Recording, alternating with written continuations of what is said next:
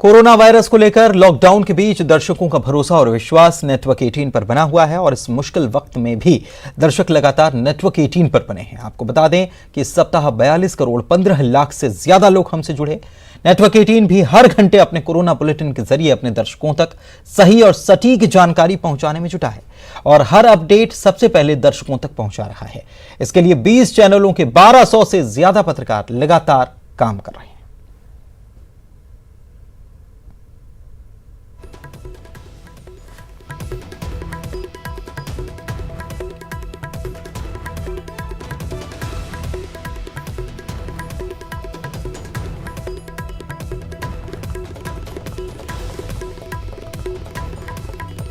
तो जैसे ही 9 बजे का वक्त हुआ वैसे ही लोगों ने घरों के बाहर दीपक जलाए। प्रधानमंत्री ने जो अपील की थी उसका पालन उन्होंने किया, उसको उन्होंने दिल से स्वीकार किया, हाथों हाथ लिया और पूरा देश 9 बजते ही लोगों ने अपने घरों की लाइट बंद कर दी और जैसे प्रधानमंत्री ने भी जैसे ही 9 बजे वैसे ही उन्होंने भी इसी प्रकार दीप प्रज्वलित उन्होंने किया। और बाकी तस्वीरें भी आप देख पा रहे हैं, उनके मंत्रिमंडल के सदस्य वे भी नजर आए, चाहे वो बात गृह मंत्री की हो या रक्षा मंत्री राजनाथ सिंह की हो, चाहे बात जेपी नड्डा की हो या फिर शाहनवाज हुसैन की हो, सभी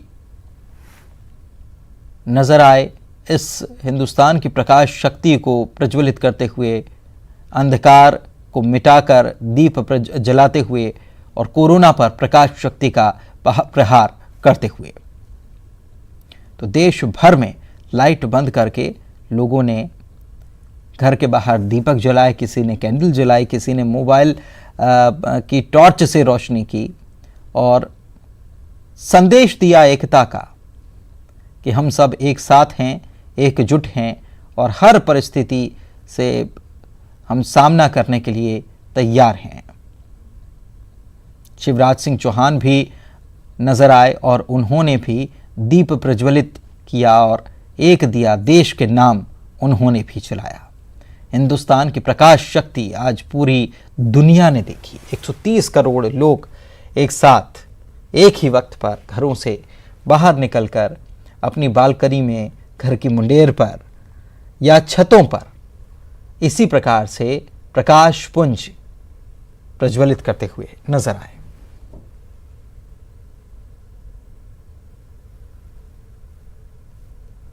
आसाम से करेंगे जो आज हमने संकल्प लिया है। उस संकल्प के साथ इस महामारी का सामना लॉकडाउन के समय में सब लोग साथ में मिलकर एक अखंड भारत के रूप में इसका सामना हम लोग साथ में करें।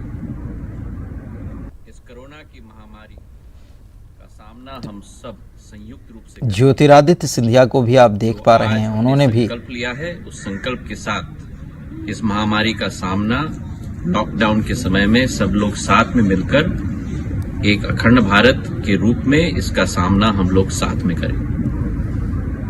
इस कोरोना की महामारी का सामना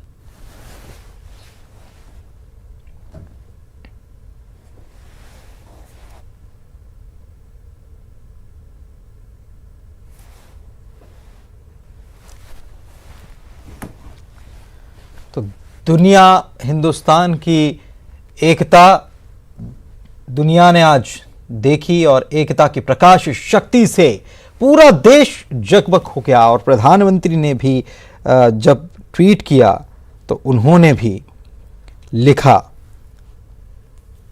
संस्कृत में उन्होंने मंत्र लिखा, शुभम करोतु कल्याणम आरोग्यम सुख संपदाम शत्रु बुद्धि विनाशाय दीपोर ज्योति नमोस्तुते।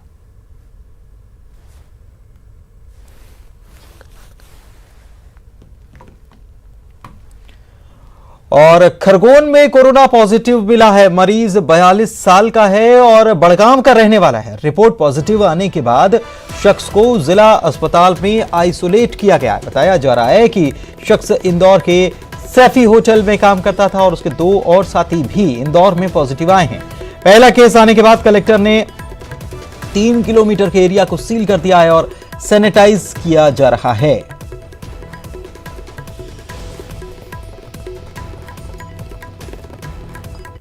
पास में बड़गांव है, वहाँ का एक मरीज है जो आइसोलेशन भर्ती है, उसका पॉजिटिव आया है। इंदौर में सैफी होटल में कहीं काम करते थे और शायद इनका कहना था कि 2 इनके साथी थे, उनका भी पॉजिटिव आया।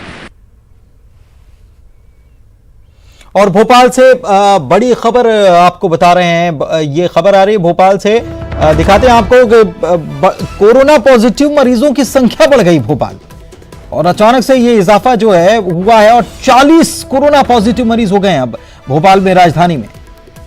ये संख्या पहले 2, 3, 4 तक थी, लेकिन ये बीते कुछ दिनों से लगातार इसमें इजाफा होता नजर आ रहा है और अब इनकी संख्या 40 हो गई है। कोरोना पॉजिटिव मरीजों की संख्या 40 हो गई राजधानी में। अब तक 40 कोरोना पॉजिटिव मरीज सामने आ चुके हैं। ये बड़ी खबर भोपाल से। स्वास्थ्य विभाग और जमात से आए व्यक्ति संक्रमित बताए गए हैं और कोरोना मरीजों की संख्या बढ़कर 40 हो गई है और अभी कुछ और रिपोर्ट्स संभवतः आनी बाकी हैं। तो स्वास्थ्य विभाग लगातार पूरी मुस्तैदी के साथ लगा हुआ है, लेकिन जिस तरीके से मामले सामने आ रहे हैं वो जरूर परेशानी बढ़ाने वाले, लेकिन फिर भी स्क्रीनिंग लगातार की जा रही है। स्वास्थ्य विभाग और जमात से आए व्यक्ति संक्रमित हैं, अधिकारी भी संक्रमित हो गए। यह भी बात सामने आई कि अधिकारी भी संक्रमित हो गए और कोरोना संक्रमित मरीजों की संख्या 40 हो गई भोपाल में।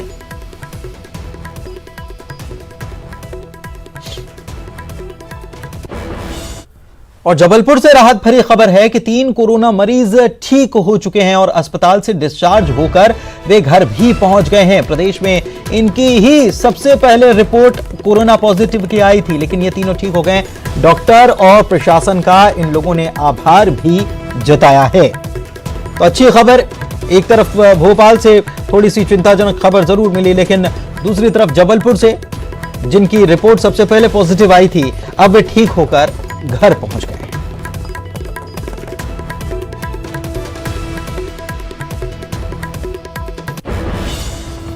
इधर जबलपुर में भर्ती उपनिषद शर्मा के साथ मुकेश अग्रवाल और उनकी पत्नी को स्वास्थ्य विभाग ने डिस्चार्ज कर दिया है। तीनों की रिपोर्ट नेगेटिव आने के बाद उन्हें डिस्चार्ज करने का फैसला किया गया। बताएं कि तीनों को 20 जुलाई को आइसोलेट किया गया था। डॉक्टर्स का कहना है कि 24 घंटे में अगर 2 बार जांच रिपोर्ट नेगेटिव आए तो डिस्चार्ज किया जा सकता है। फिलहाल तीनों को लॉकडाउन का पालन करने के निर्देश दिए गए हैं।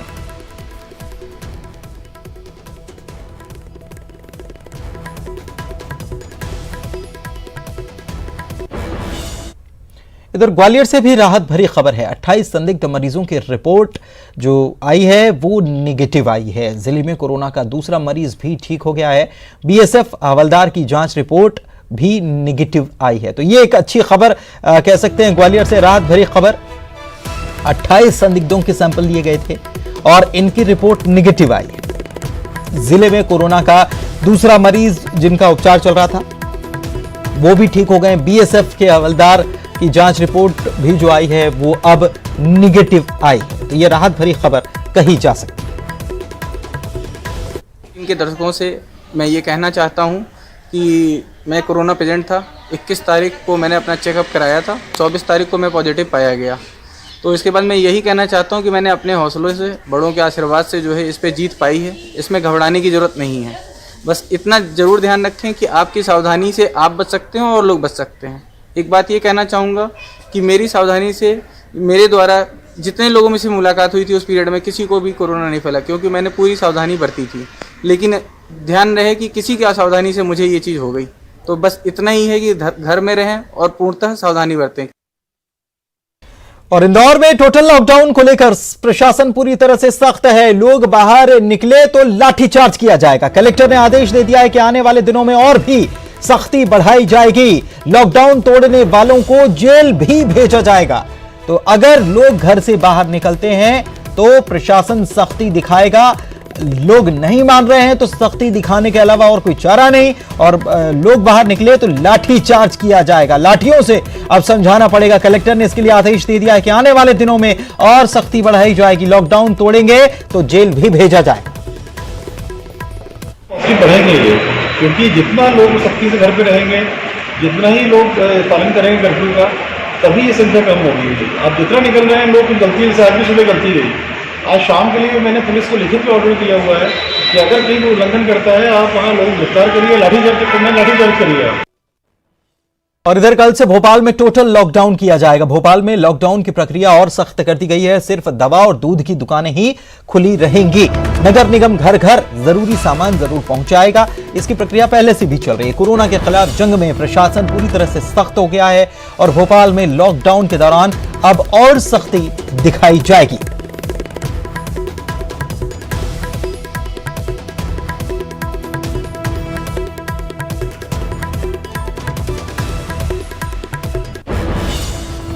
इधर कोरोना संक्रमण पर समीक्षा के लिए सीएम आज बैठक करते नजर आए। इस बैठक में वीडियो कॉन्फ्रेंसिंग के जरिए स्वास्थ्य विभाग के प्रमुख सचिव पल्लवी जैन भी शामिल हुई। पल्लवी जैन ने सीएम को बताया कि वे ठीक हैं और घर से काम कर रही हैं। पल्लवी जैन ने कहा है कि वे सेल्फ क्वारंटाइन जरूर हैं लेकिन काम करने में सक्षम हैं और रोज 10 से 12 घंटा काम कर रही हैं।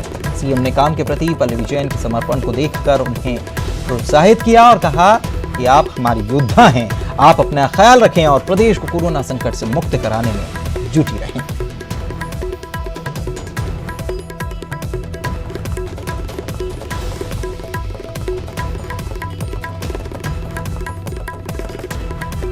कोविड-19 कोरोना आज महामारी का रूप ले चुका है, लेकिन छत्तीसगढ़ की भूपेश बघेल सरकार ने महामारी की रोकथाम के लिए जिस तरह से सावधानी बरती है और बीमारी की गंभीरता को देखकर पहले से कारगर के कदम जनता के हित में उठाए हैं, उसके चलते महामारी पर नियंत्रण सा लग गया है। राज्य सरकार ने लॉकडाउन के साथ साथ सोशल डिस्टेंस मेंटेन करने और आम जनता को तमाम सुविधाएं दी हैं। देखिए ये रिपोर्ट। कोरोना को एक वैश्विक महामारी का नाम दिया गया। देश में लॉकडाउन से पहले कोरोना महामारी के फैलाव को रोकने के लिए प्रदेश के मुख्यमंत्री भूपेश बघेल ने लॉकडाउन और सोशल डिस्टेंस बनाए रखने के लिए आदेश कर दिया था। इसी फैसले के चलते आज यह महामारी अन्य राज्यों की तुलना में कम फैल रही है। वहीं सरकार की ओर से गरीब लोगों के लिए 2 महीने का राशन एक साथ दिया जा रहा है, जिससे उनको परेशानी का सामना न करना पड़े। ठीक कर रहे हैं ना, और उनका कर्तव्य है जनता के प्रति करना, क्योंकि जनता कमाने तो जा नहीं सकते, हम गरीब जनता हैं, हमारे पास पैसा तो आएगा नहीं, तो उनको हक बनता है देना मुफ्त में। अब हम कहाँ से लाएंगे? तो गरीब को ठीक कर रहे हैं, दे रहे हैं, थोड़ा बहुत तो राहत मिलेगा। लॉकडाउन के दौरान प्रदेश के सैकड़ों मजदूर अलग अलग प्रांतों में फंसे हुए हैं। साथ ही छत्तीसगढ़ में भी दीगर राज्य के कामगारों की मुख्यमंत्री भूपेश बघेल सहायता कर रहे हैं। इतना ही नहीं, उन्हें भरोसा भी दिलाया गया है कि किसी तरह की कोई परेशानी नहीं होगी। पाटन विधानसभा क्षेत्र के लोग बेंगलोर में कोरोना वायरस के वजह से फंसे हुए, जिसमें हम 11 लोग हैं, उसके लिए छत्तीसगढ़ मुख्यमंत्री माननीय श्री भूपेश बघेल जी ने हमें 11,000 रुपये अनुदान राशि दिए, उसके लिए बहुत बहुत धन्यवाद। कोरोना के खिलाफ लड़ाई जारी, सीएम भूपेश बघेल ने खुद संभाली कमान। सड़कों पर उतरे सीएम, जनता से सीएम कर रहे संवाद।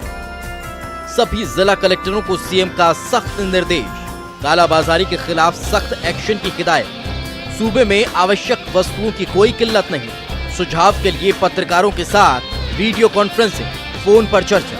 गांव और शहर की परेशानियों पर सीएम की पैनी नजर। मैं भाग्यशाली हूं कि ऐसे राज्य का मैं मुख्यमंत्री हूं जहां की जनता इतना संयम और अनुशासन है कि राज्य में लॉकडाउन का पालन करने के लिए हमारी पुलिस को बल प्रयोग का सहारा नहीं लेना पड़ा। राज्य सरकार के सभी महकमे आपकी सेवा के लिए तत्पर है। मैं आपको विश्वास दिलाता हूं कि संकट की घड़ी में हम छत्तीसगढ़ में किसी को भूखा सोने नहीं देंगे। विपत्ति और आपदा में ही जनता के नायक जनप्रतिनिधि नेता की पहचान होती है। मुख्यमंत्री भूपेश बघेल ने अपने नेतृत्व क्षमता को न सिर्फ साबित किया, बल्कि आपदा की घड़ी में एक से बढ़कर एक फैसले लेकर यह साबित भी किया कि वह किसी अलग ही मिट्टी के बने हैं। युगल तिवारी, न्यूज़ 18 रायपुर।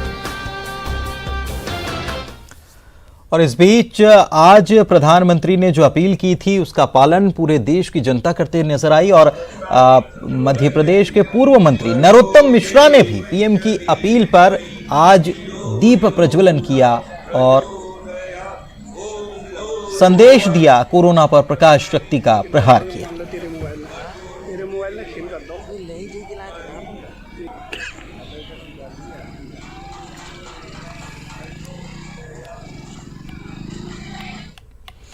कोरोना को लेकर कोई कंफ्यूजन ना रहे, लोगों को सही और पूरी जानकारी मिले, इसी वजह से न्यूज 18 ने कोरोना कंट्रोल रूम बनाया है, जहां पर हम दर्शकों के मन में उठ रहे सवालों के जवाब अपने एक्सपर्ट और डॉक्टर्स के जरिए देने की कोशिश कर रहे हैं। इसी कड़ी में आज मुंबई से RIL की डॉक्टर वंदना हमसे जुड़ी और सवालों के जवाब दिए, साथ ही सभी आशंकाओं को उन्होंने दूर भी किया। तो चलते चलते देखिए ये रिपोर्ट। घर में रहिए, सुरक्षित रहिए, मुझे दीजिए इजाजत। नमस्कार।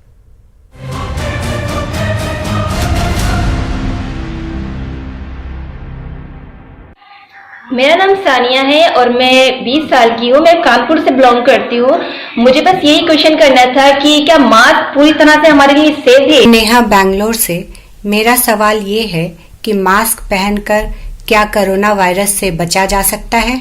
धीरज जारोली है, मैं उदयपुर से हूँ और ये पूछना चाह रहा हूँ कि जो मास्क हम लोग यूज़ कर रहे हैं कोरोना के दौरान, क्वारंटाइन के दौरान, वो कितना हद तक सुरक्षित है हम लोगों के लिए? मैं राजेश कुमार, मेरा एज 24 है, मैं दरभंगा बिहार से हूँ। सर, मास्क पहनने से क्या पूरी तरह कोरोना से बचा जा सकता है?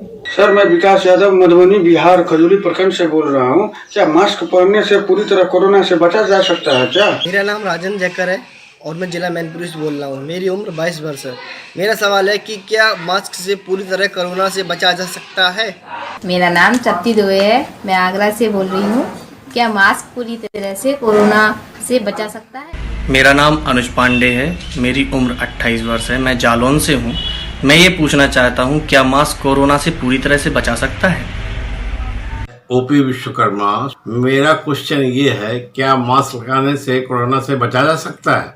मास्क पहनना जरूरी है, लेकिन मास्क हमको पूरी तरह से कोरोना से बचाव नहीं दे सकता। तो मास्क पहनने के साथ साथ जो बाकी उपाय है, जैसे हाथों को बार बार पानी और साबुन से धोना या हैंड सैनिटाइजर का उपयोग करना, अपने आंखों को, कान को, नाक को, चेहरे को बार बार अपने हाथों से ना छूना और सोशल डिस्टेंसिंग बनाए रखना, ये उपायों का भी अगर हम लोग मास्क के साथ साथ उपयोग करें तो हम लोग कोरोना से खुद को बचा सकते हैं। मैं निशा गोयल मथुरा जिले से उत्तर प्रदेश से बोल रही हूँ। क्या कोरोना का संबंध खाने पीने की वस्तुओं से है? सत्यप्रकाश कुशवाहा, जनपद हाथरस। यह पूछना चाहता हूँ कि कोरोना जैसी बीमारी के चलते दूध और सब्जी का इस्तेमाल करने में हमें क्या क्या सावधानी बरतनी चाहिए? मैं कंचन दुबे आगरा से बोल रही हूँ। क्या शाकाहारी खाने वालों को कोरोना नहीं होता? मेरा नाम संजू है, मैं 32 इयर्स की हूँ। सब्जी वगैरह जो हम बाहर से सामान लेके आते हैं, उनको यूज में लेने के लिए हमें क्या एहतियात बरतना चाहिए? मेरा नाम मरियम है और मैं बदायूं की रहने वाली हूँ। मेरी एज 30 साल है और मेरा ये सवाल है कि दूध में और सब्जी में क्या एहतियात बरती जाए? मेरा नाम बबलू है, मैं नॉर्थ दिल्ली से बोल रहा हूँ। मेरा सवाल ये है कि दूध और सब्जी के इस्तेमाल में हम कोरोना से बचने के लिए क्या एहतियात बरत सकते हैं? मैं पटना से सुनील कुमार सिंह। मुझे ये जानना था कि क्या कोरोना का संबंध शाकाहार से भी है क्या? मैं किरण राय चंडीगढ़ से। हमें सब्जियां और दूध आ रही हैं, उसको लेके हमें क्या प्रिकॉशन करने चाहिए? दीपक सेन, जिला टीकमगढ़, मध्य प्रदेश से। डॉक्टर साहब से मेरा क्वेश्चन है कि दूध और सब्जी इस्तेमाल करते समय क्या सावधानी बरती जाए? शबनम है, मैं दिल्ली की रहने वाली हूँ और मुझे ये जानना है कि जब हम दूध और सब्जियां जैसे सामान खरीद के लाते हैं तो इन्हें इस्तेमाल करने से पहले क्या एहतियात बरतनी चाहिए? अब तक की कोई भी स्टडी में ऐसे रिवील नहीं हुआ है कि खाने पीने की चीजों से कोरोना का इन्फेक्शन होता है, लेकिन हाँ, हम लोगों को सावधानी बरतनी बहुत जरूरी है। जैसे कि अगर दूध का इस्तेमाल करना है तो दूध उबाल के उसका इस्तेमाल करें। सब्जी या फल जो है उनको अच्छी तरह से धो के इस्तेमाल करें। कुछ भी खाना है तो उसको अच्छी तरह से पका के उबाल के खाएं। कई बार लोगों के सवाल ऐसे होते हैं कि क्या नॉन वेजिटेरियन फूड खाने की वजह से कोरोना का प्रादुर्भाव हो सकता है? तो ऐसे कहीं पे भी स्टडी में नहीं आया है कि नॉन वेजिटेरियन फूड खाने की वजह से प्रादुर्भाव हो सकता है। तो कोई भी टाइप का अगर फूड आप खाते हैं, वेजिटेरियन या नॉन वेजिटेरियन, उसको अच्छी तरह से पका के उबाल के खाएं तो कोरोना से जो धोखा है वो कम से कम हो सकता है।